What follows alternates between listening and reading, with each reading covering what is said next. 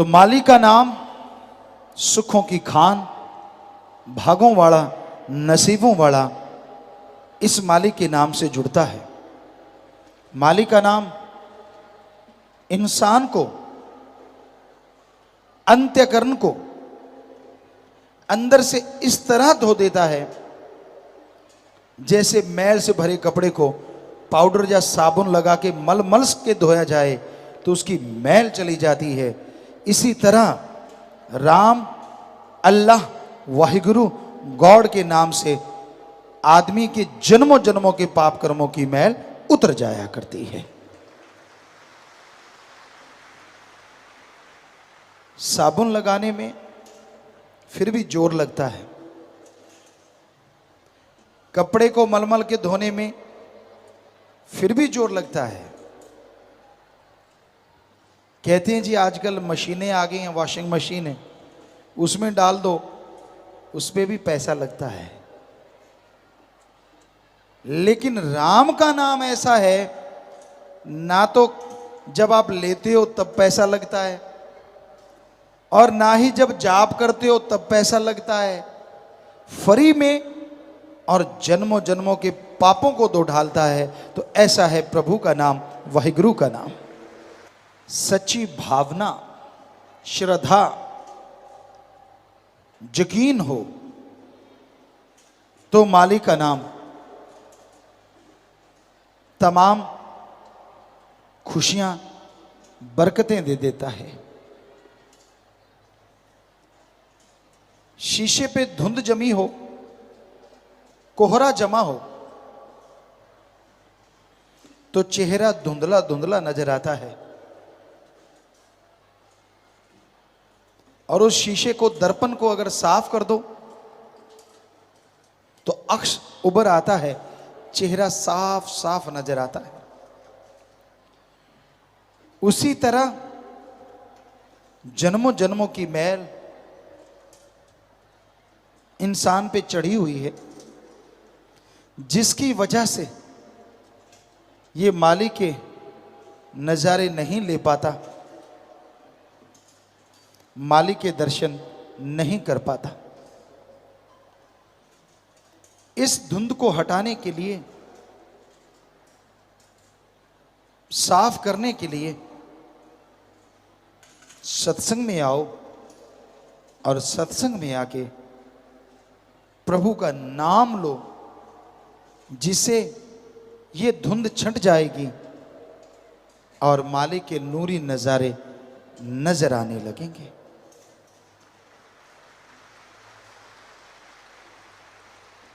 मालिक के नूरी नज़ारे में क्या रखा है? कई लोग ये पूछते हैं, आप दुनिया में शराब पीते हैं, पोस्त, भंग, अफीम, चरस, हेरोइन, स्मैक, आक दतूरा, पता नहीं कितनी तरह के मेडिकल नशे। आप यह नशे करते हैं गम भुलाने के लिए, दुख मिटाने के लिए, लेकिन होता कई बार इससे उल्टा है। नशे करते हो, थोड़ी देर के लिए गम दुख दर्द भूल गए, सो गए बेहोशी के आलम में, और जब उठोगे तो वो दुख, वो गम, वो दर्द आगे से कई गुना बढ़ जाया करता है। नशा जो भी करता है वो अपने शरीर का नाश करता है, अपने घर परिवार को तबाही बर्बादी की तरफ लेके जाता है। समाज में कोई उसकी इज्जत नहीं करता कि पता नहीं कब गालियां दे दे, कब मारने पीटने लग जाए।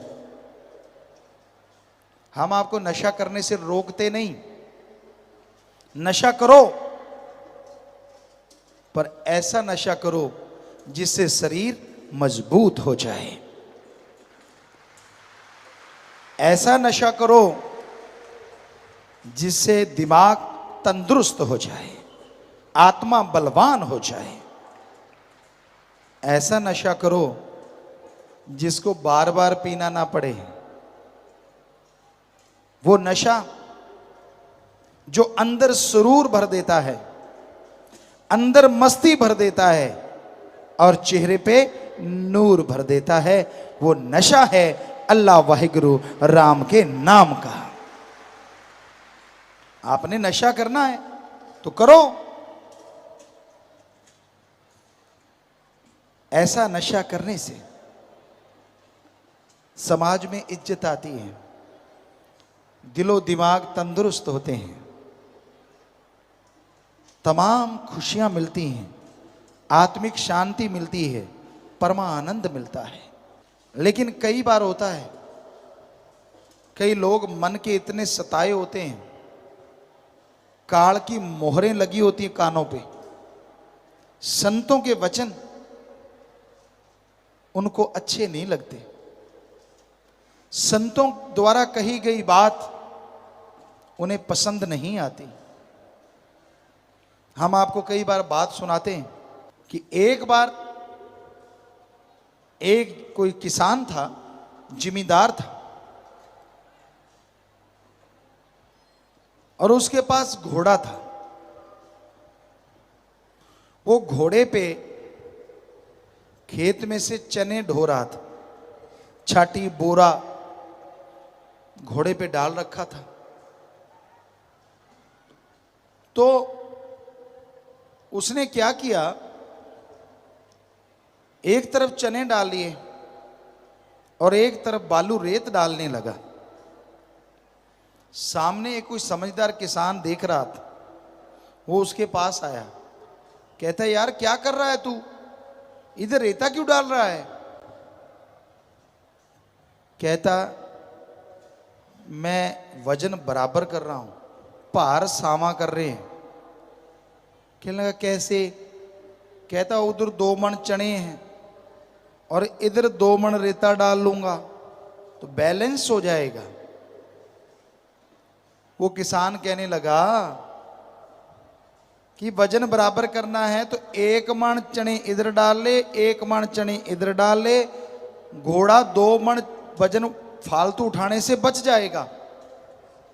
बात तो सही थी, लेकिन अड़ियल टट्टू भी कई होते हैं। कहने लगा सुन, घोड़ा किसका? कहता भाई तेरा। बोरा किसका? कहता वो भी तेरा। चने किसके? कहता वो भी तेरे। कहता तेरे पेट में दर्द क्यों हो रहा है? मैं तो ऐसे लेके जाऊंगा। हटा लो, समझा लो जिसको समझाना है। कई ऐसे अक्खड़ होते हैं, नहीं मानते किसी की बात, नहीं सुनते किसी की बात, जैसा दिमाग में फंस गया गेर। पुराने टाइम में ट्रैक्टर हुआ करते थे कई, आजकल तो नई टेक्निक आ गई है, उनके गेर अड़ जाते थे। हम भी एक ट्रैक्टर चलाया करते थे, जीटर था, तो छोटे से थे, शायद 7-8 साल के रहे होंगे, 9 साल के, तो वो कई बार उसका बैक गेयर अड़ जाता। वैसे तो ऐसे ट्रेंड हो गए थे कि वहीं खोल के उसको निकाल लेते थे, लेकिन कई बार चाबियां नहीं होती थी। अब बैक गियर अड़ गया, खेत में काम करते करते घर पे चाबियां हैं, बस फिर बैग ही घर लेके आते कि चल बेटा इधर ही चल, स्टीयरिंग पीछे। तो कईयों के बैक गियर अड़ जाता है। ट्रैक्टर तो फिर भी घर आ जाता है, ऐसे आदमियों का क्या किया जाए? बस मालिक से दुआ कर सकती है, मालिक उनका गियर निकाल दे, वो भी इंसान बन जाएं, वो भी नेक बन जाएं, वो भी मजे लें परमात्मा के नाम के, वो भी आनंद उठाएं भगवान के नशे का, और दुनियावी गंदगी को लात मार दें, नजारे आ जाएं, मजा आ जाए। संत तो प्रार्थना कर सकते हैं, हाथ जोड़ सकते हैं कि भाई मत कर बुरे कर्म। आगे इंसान मर्जी का मालिक है, पशु थोड़ा ही है जो संकल डाल के किले पे बांध देंगे। तो संतों का काम समझाना है, बताना है, और सच्ची बात बताना। किसी से कोई दुश्मनी नहीं होती। संत जहां भी होते हैं सबकी मांगत खैर, सबों से हमारी दोस्ती, नहीं किसी से बैर। बैर विरोध हो ही नहीं सकता संत का। और दोस्ती इसलिए जो अल्लाह से, वाहिगुरु से, राम से प्यार करेगा उसकी औलाद से नफरत कैसे कर सकता है।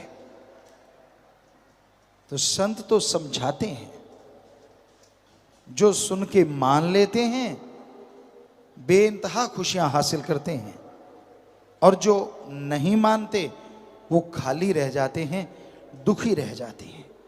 माने की गति कहीं ना जाए, ना माने पीछे पछताए। मान लो पीर फकीर की बात तो ऐसा नज़ारा मिलता है, ऐसी खुशी मिलती है, ऐसा परमानंद मिलता है जो बाजार में किसी भी मोल खरीदा बेचा नहीं जा सकता। सो वचन मान के जो अमल करते हैं, पीर फकीर की बात मान के जो चला करते हैं, उन्हें जिंदगी में कभी किसी चीज की कमी नहीं रहती।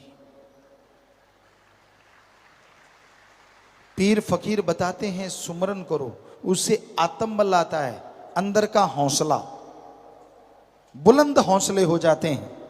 और जिनके हौसले बुलंद होते हैं, मुश्किलें उनके सामने ढेरी हो जाती हैं, मुश्किलें उनके सामने कभी रुका नहीं करती। तो संत पीर फकीर दुआ करते हैं, सबके भले के लिए प्रेरणा करते हैं। मालिक का सुमरन करो, मालिक से मालिक को मांगो, ये प्रार्थना करते हैं। तो आप ओम हरि अल्लाह वाहिगुरु का नाम जपा करो। उसके नाम में बेइंतहा लज्जत है, आनंद है, स्वाद है, नशा है, खुशियां हैं, और इंसान मस्ती से माला माल हो जाता है। दुई द्वेष के चक्कर में मत पड़ो, क्यों किंतु परंतु के झमेलों में मत पड़ो। वचन सुनो और वचन मानो। तो जैसे जीवन बीमा होता है, वैसे आपकी आत्मा का बीमा हो जाएगा। यहां भी चिंता फ्री, टेंशन फ्री रहेगी आत्मा, और आगे भी जन्म मरण के चक्कर में नहीं पड़ेगी, वरना मालिक की गोद में बैठ के बेइंतहा खुशियां हासिल करेगी। तो परम पिता परमात्मा का नाम लेने में बड़ी लज्जतें हैं, बड़ी खुशियां हैं, बड़ी बरकतें हैं। मालिक बिन मांगे झोलियां भर देता है, बिन मांगे मोती मिले और मांगे मिले ना भीख। बिन मांगे, जब सच्ची भावना से आप चली पड़े तो फिर वो जानता है आपको क्या चाहिए, मांगने नहीं देता, अपने आप दे देता है।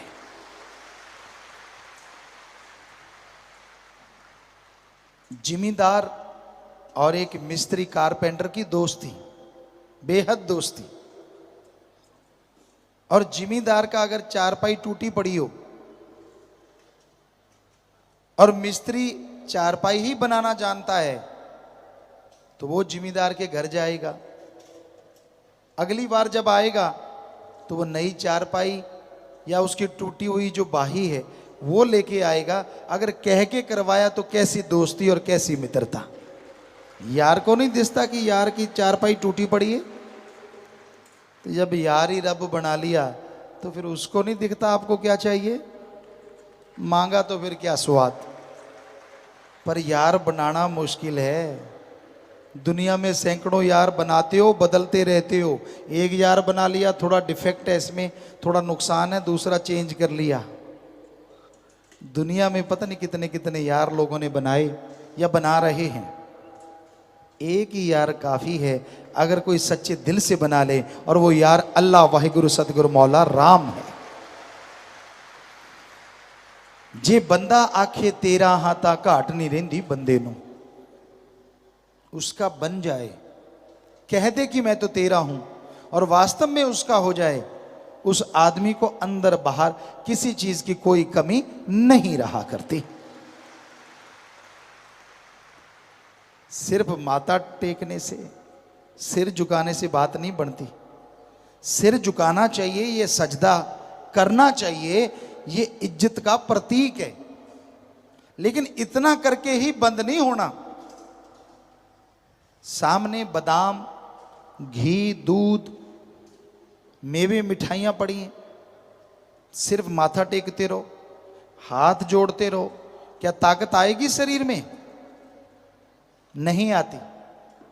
अब खाओगे, स्वाद भी आएगा और अंदर जाएंगे तो ताकत भी आएगी।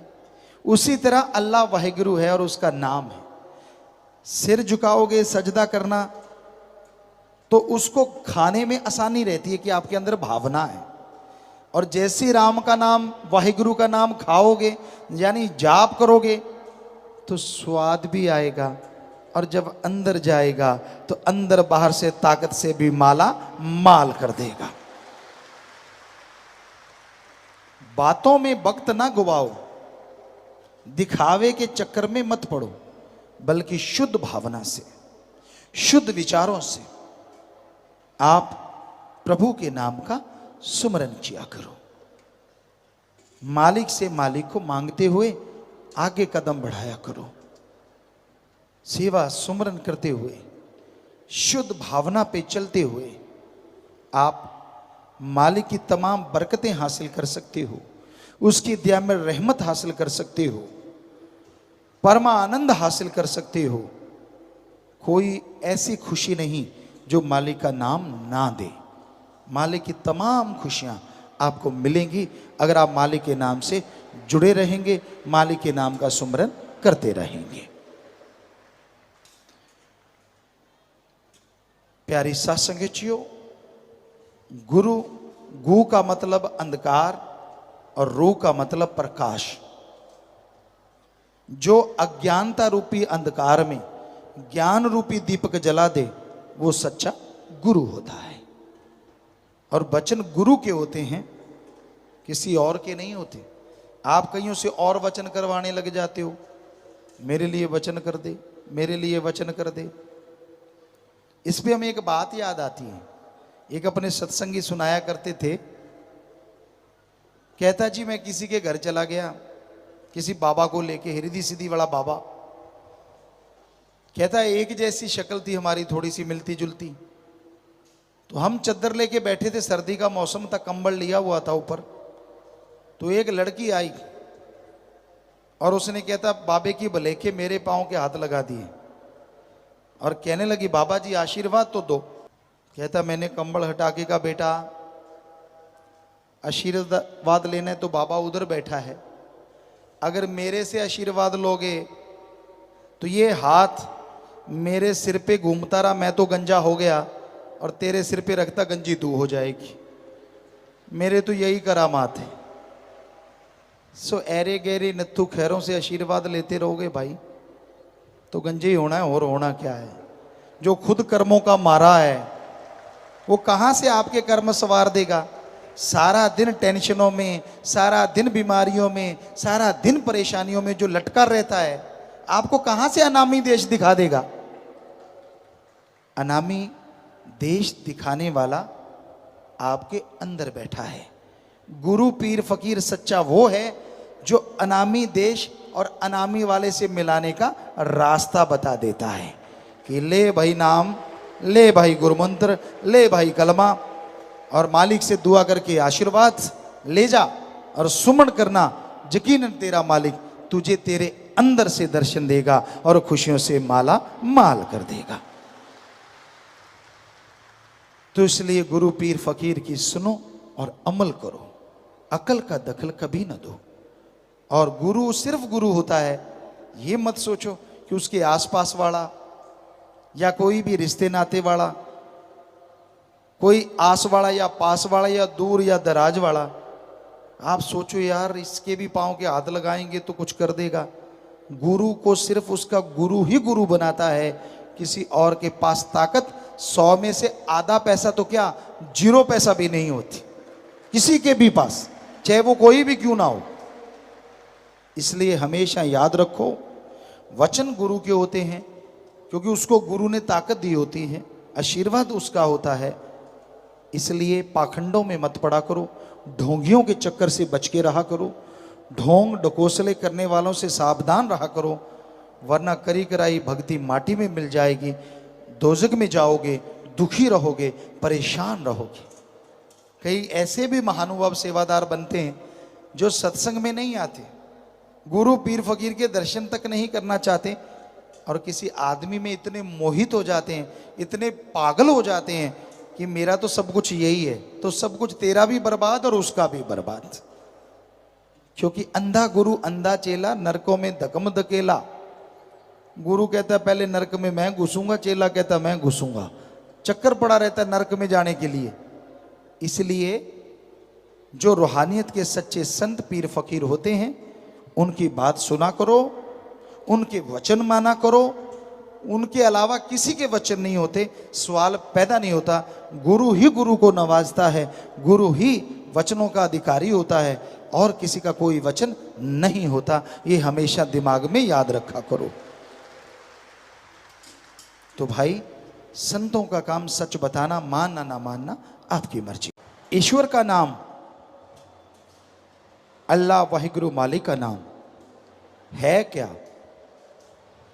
किसे कहते हैं नाम? क्या है नाम? क्यों ले नाम? अगर आपका नाम ना रखा होता तो क्या होता? सबको इंसान कहते, आदमी कहते, सारे खड़े हो जाते। आपका नाम रखा गया ताकि आपकी पहचान हो। आपका नाम लिया जाता है, आप बोलते हैं, सोचना नहीं पड़ता, क्योंकि वो आपके दिलो दिमाग में धस गया कि ये आपका ही नाम है। तो वो नाम से पहचान है। उसी तरह अल्लाह वाहिगुरु गॉड खुदा रब का भी नाम है, उसको भी बाई नेम बुलाया जा सकता है, उसकी भी नाम से पहचान है, मूल मंत्र है, वो तरीका है, नाम से बुलाया जाता है। क्योंकि भगवान अल्लाह गॉड खुदा रब, ये तो 33 करोड़, कोई कहता है 365 करोड़ देवी देवता हैं, सबके यही नाम है भगवान, भगवन। इसलिए उस ओंकार का, जिसने ब्रह्मा जी, विष्णु जी, महेश जी को बनाया, उनका भी नाम है। और उस नाम से जब उन्हें बुलाया जाता है तो वो जरूर सुनते हैं। नाम लेना क्यों जरूरी है? 84 लाख शरीरों में ये आत्मा भटक के आई है जो आज मनुष्य शरीर धारण किए हुए है, और 84 लाख जन्मों के अगर एक एक कर्म भी जोड़ें तो 84 लाख कर्म बनते हैं, जिन्हें हमारे धर्मों में संचित कर्म कहा गया है। इन कर्मों का लेखा जोखा इंसान को देना पड़ता है जीते जी। उदाहरण के तौर पे आप मेहनत करते हैं, इस जन्म में कोई बुरा कर्म भी नहीं किया, खूब मेहनत करते हैं, फिर भी आप सक्सेस नहीं होते, फिर भी आप सफल नहीं होते। इसकी मेन मुख्य वजह है संचित कर्मों का चक्कर। जन्मों जन्मों के पाप कर्म जो आदमी से जुड़ गए हैं, आपके आड़े आते हैं, आपके रास्ते में आते हैं, जिसकी वजह से बहुत मेहनत करने के बावजूद आपको फल बहुत कम मिलता है। आप तंदुरुस्त हैं, सही सलामत हैं, अचानक से बीमार हो जाते हैं, बहुत बुरा हश्र होता है। ये भी संचित कर्म। तो इनसे बचाव एकमात्र तरीके से होता है, और वो है प्रभु का, अल्लाह का, वाहिगुरु का पवित्र नाम। उसका नाम लेके पुकारेंगे, पहाड़ जैसे कर्मों को वो कंकर में बदल देगा। पहाड़ जैसे कर्मों को वो पल में चकनाचूर कर देगा। यानी आने वाला कोई रोग इतना भयानक हो जिसकी वजह से आप महीनों सालों चारपाई पे पड़े रहें, दुखी होते रहें, हजारों लाखों रुपया भी लग गया, परेशान भी आप बहुत हो रहे हैं, तो कितना अच्छा हो कि आने वाला वो भयानक रोग आने से पहले ही कट जाए। एक तो महीनों सालों बिस्तर पे नहीं लेटना पड़ेगा।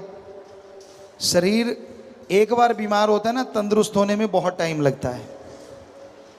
दूसरा, लाखों हजारों रुपए जो खर्चा होना था वो भी बच गया। क्या इससे लाभदायक कोई सौदा और हो सकता है? इसलिए मालिक का नाम लेना चाहिए। नाम लेने पे कोई दाम नहीं लगते। बिना दाम के प्रभु का नाम, ईश्वर का नाम मिलता है। जो सच्चे दिल से उस परम पिता परमात्मा का, अल्लाह गॉड खुदा राम का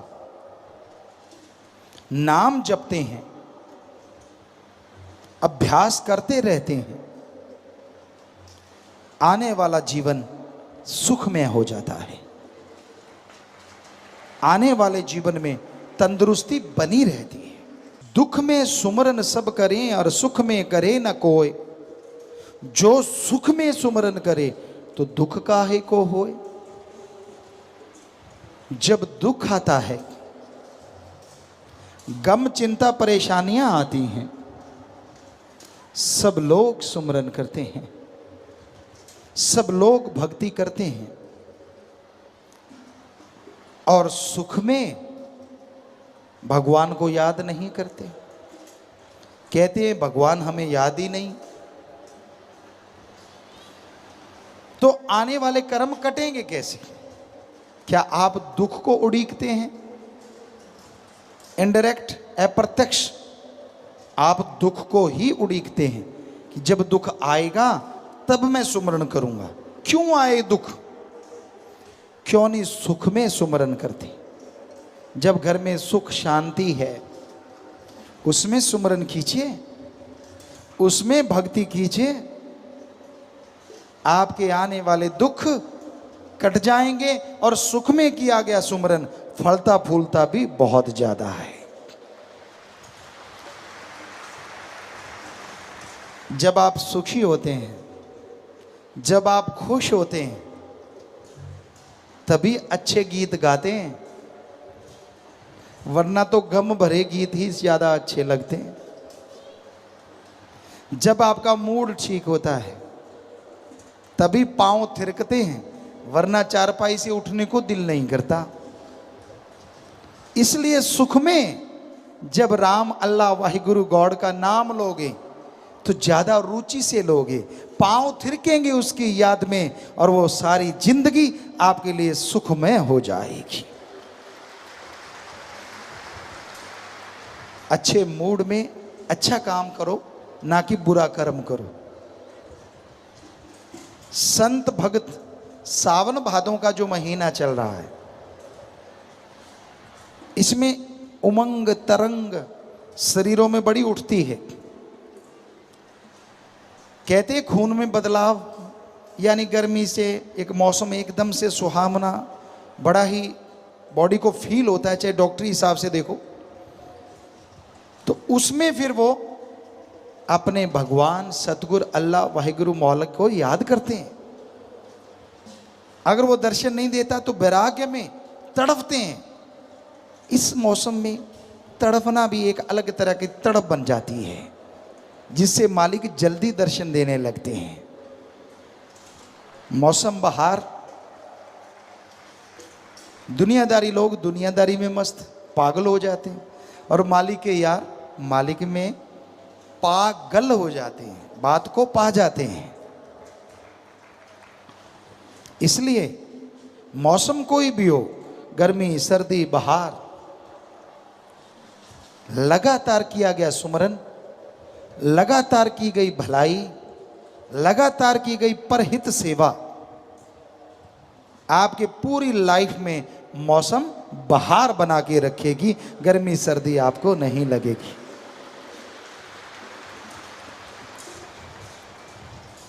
सुमरन में बेइंतहा आनंद है, सुमरन में बेइंतहा लज्जतें हैं, पर मिलती उसी को हैं जो इसके लिए तड़पता है। एक सच्ची तड़प बनाइए, एक सच्ची भावना बनाइए। कौन सी भावना? कैसी भावना? जैसे आपका बेटा है, बेटी है, आप उससे बहुत बहुत प्यार करते हैं, बहुत मोहब्बत करते हैं। मालिक ना करे कहीं वो बीमार हो, आपसे कहीं दूर हो, एक्सीडेंट वगैरह हो जाए, मालिक ना करे ऐसा हो। पर अगर ऐसा होता है तो आप तड़प जाते हैं। फोन करते हैं, फोन नहीं मिलता, और तड़प बढ़ जाती है, और बेचैनी बढ़ जाती है। अखबारों में, खबरों में, टीवी में आप सुनते हैं एक्सीडेंट हुआ, उसमें ये हुआ वो हुआ। बेअख्तियार आपकी आंखों से आंसू निकल आते हैं, आप रोते हैं। क्यों? ये श्रद्धा है, ये प्यार है आपके बच्चे के लिए, आपका। तो जैसे आप अपने बच्चों के लिए इस तरह तड़प जाते हैं, इस तरह रोते हैं, व्याकुल हो जाते हैं, रुपए में 100 पैसा आप अपने बच्चों के लिए तड़पते, रोते, व्याकुल होते हैं, ऐसी ही तड़प रुपए में से 15 पैसे, 20 पैसे आप भगवान के लिए तड़फो, हम गारंटी देते हैं वो आपके आके सामने खड़ा हो जाएगा। पर आप की श्रद्धा तो मर गई है, ज्यादातर लोगों की, संसार के ज्यादा लोगों की। उनकी श्रद्धा है पैसा। धार्मिक जगह पे जाओ, हम जाते थे सभी धर्मों, हमने कहा जी यहां क्या करना होगा? आपने भी सुना होगा, कहते जो तेरी श्रद्धा चढ़ा दे। हमने कहा श्रद्धा तो चढ़ाई नहीं जाती, बनाई जाती है। कहते नहीं नहीं, पैसे वाली श्रद्धा ये आदमी की बनाई श्रद्धा है, ये आदमी की बनाई श्रद्धा, भगवान की नहीं। अब 1000 की ठगी मारी, 100 रुपये मालिक को दे दिए, कहता 999 मेरे वाले बढ़िया बना देना, 1 रुपया दिया है सिर्फ। लाखों की ठगी मारी, 1000 मालिक को दे दिया, इसी बात पे बात याद आ गई, आपको सुनाते हैं। हिमाचल देव भूमि है। बहुत साल पहले हम सत्संग करने गए, सत्संग की वहां, तो वहां एक सज्जन मिले जो धर्मों के मुखिया होते हैं, हेड होते हैं। सत्संग उन्होंने सुनी, सुनने के बाद कहने लगे, गुरु जी 100% सच है, भगवान कुछ नहीं लेता। कहता लेकिन लोग चढ़ाते बहुत हैं। हमने कहा फिर? कहता जी हमने नाम रख रखे। क्या नाम रख रखे? कहता अगर कोई 1-2 रुपए चढ़ाता है तो हम चुप रहते हैं, सैकड़ों चढ़ाता है तो हम कहते हैं ये है हजारों वाला। 1000 चढ़ाता है तो हम कहते हैं हजारों चढ़ाता है तो ये है लाखों वाला। और लाखों चढ़ाता है तो हम कहते हैं ये करोड़ों वाला। साथ खड़े साथियों ने पूछा बाड़ा क्या? कहता अगर कोई 100 चढ़ाता है, सैकड़ों, तो हम कहते हैं ये हजारों वाला ठग है। हजारों की ठगी मारी होगी तो 100 चढ़ाने आया है। 1000 चढ़ाता है तो हम कहते हैं ये लाख वाला है। हजारों चढ़ाता है ये लाखों वाला ठग है। और लाखों चढ़ाता है तो ये करोड़ों वाला ठग है। इसमें झूठ थोड़ा ही ना है। मैं चांदी चढ़ाऊंगा, मैं सोना चढ़ाऊंगा, मैं फलाना चढ़ाऊंगा। क्यों? कहता मैं तुझे 25 के लड्डू खिलाऊंगा, तू मेरा लाखों का फायदा कर दे। पिद्दा सा इंसान भगवान को बुद्धू बनाने चला है। अरे जो तेरे को लाखों का फायदा करेगा उसमें से 25 के लड्डू नहीं खा सकता वो। लोगन राम खिलौना जाना, खिलौना समझ रखा है, छोटा बच्चा समझ रखा है। बच्चा काम ना करे ना गांव में, बुजुर्ग कहते आजा बेटा तुझे गुड़ खिलाऊंगा, बच्चा भाग के काम कर देता था। शहरों में चॉकलेट दूंगा, आज की भाषा में आजा तुझे चॉकलेट दूंगा, बिस्किट दूंगा, टॉफी दूंगा, बच्चे काम कर देते हैं। तो क्या आप भगवान को बच्चा नहीं समझ रखा? भगवान आजा तुझे हलवा खिलाऊंगा, तुझे लड्डू खिलाऊंगा, तुझे जलेबियां, तुझे नारियल, तुझे चावल।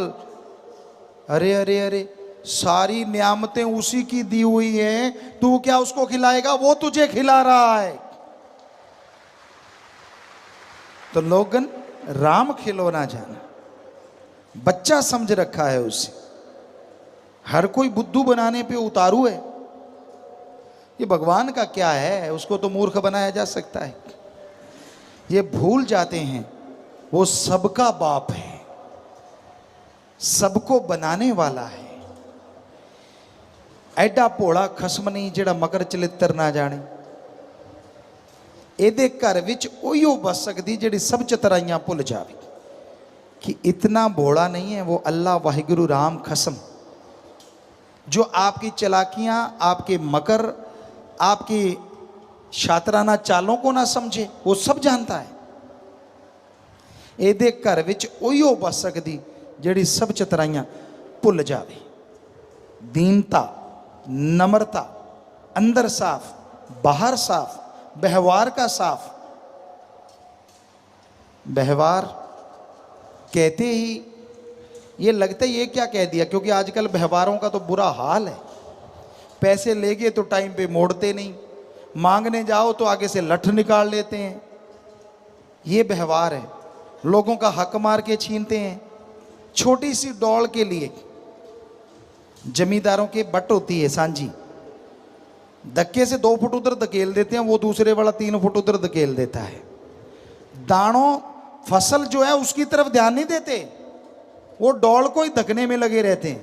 और एक दिन वो छोटी सी डॉल के लिए झगड़ा होता है, मारकूट, यहाँ तक कि एक दूसरे को मार देते हैं। वो डॉल वहीं की वहीं रह जाती है। एक खत्म हो गया, एक जेल में चक्की पीसता है।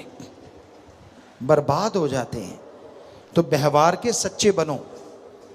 आप सत्संगियों, मालिक से प्यार करने वालों, ऐसा व्यवहार होना चाहिए।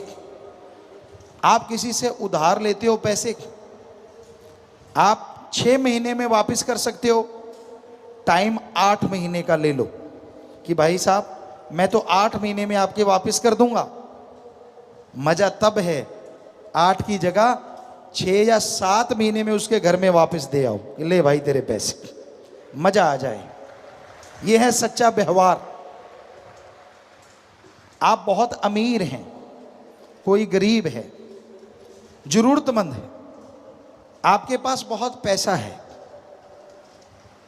आप उसको उधार देते हैं, रुपया सैकड़ा, चलो 2 रुपये सैकड़े, 1.5 रुपये सैकड़ा, जो भी आप देते हैं, उसे कहिए कि भाई ये ब्याज लगेगा, ये पैसा ले ले। और वो जब पैसा लौटाने आए, मजा तब है जब आप उसका ब्याज उसके वापस हाथ में थमा दो कि भाई तेरा काम सर गया, मेरे को ब्याज की जरूरत नहीं है, भगवान तेरा भला करे, मजा आ जाए। ये होना चाहिए सत्संगी का व्यवहार। अगर व्यवहार पूछते हो हमसे कैसा होना चाहिए, तो ऐसा होना चाहिए। पर कई तो ब्याज का ही खाते हैं। चक्कर ये है, डक्का तोड़ना नहीं, बैठे बैठे ब्याज पे दिए, जो आया खा लिया, ये दिए उधर खा लिया। तो उनके लिए 10-15% आप ब्याज ले लें, ज़्यादा नहीं। 5 रुपये सैकड़ा, 10 रुपये सैकड़ा लोगे तो भरोगे जगह जगह, ठीक है, थोड़ा ले लो अगर आप उसी की कमाई खाते हो तो व्यवहार के सच्चे बनना भी अति जरूरी है। गप आदमी बहुत मारते हैं, झूठ, बात बात पे झूठ मारते हैं। क्या झूठ मारना चाहिए? नहीं मारना चाहिए। क्या बिल्कुल ही नहीं मारना चाहिए? कई झूठ ऐसे होते हैं जो सच से हजारों गुना आगे होते हैं। कैसे? उदाहरण के तौर पे एक मिर्ग है जो हमने खुद देखा, उसके पीछे शिकारी है और वो मिर्ग, वो हिरन भाग के आपके खेत में धंस जाता है, छुप जाता है। शिकारी आता है, आपसे पूछता है आपने मिर्ग देखा? अब अगर आप हरिश्चंद्र बनोगे तो यही कहोगे कि भाई यहां है और वो बैठा छुपा, तो शिकारी उसको मार देगा। आपके सच ने जीव हत्या करवा दी। पर उस टाइम अगर आप कह दोगे मैंने नहीं देखा, यहां नहीं आया, शिकारी चला जाएगा। एक जीव की आपने जान बचा दी, और जीव की जान बचाने से बड़ा पुण्य कोई नहीं होता। तो ये कलयुग है, यहां झूठ भी सच से कई गुना आगे बढ़ जाता है। पर मौके मौके की बात है, बिना वजह ही झूठ छोड़ते रहना वो 100% गलत है। किसी की जान बचाने का पुण्य होता है। कई सज्जन हमारे पास आते हैं, इतना झूठ बोलते हैं, इतना झूठ बोलते हैं, वो खुद ही मानते हैं। कहते गुरुजी हम दुनिया में जाते हैं तो गप पे गप, गप पे गप। कहते जब आपके पास आते हैं 1000 बार सोच के बोलते हैं यार कौन सा सच है जो संतों के सामने बोल दें, क्योंकि सारा दिन गप की कमाई चलती है।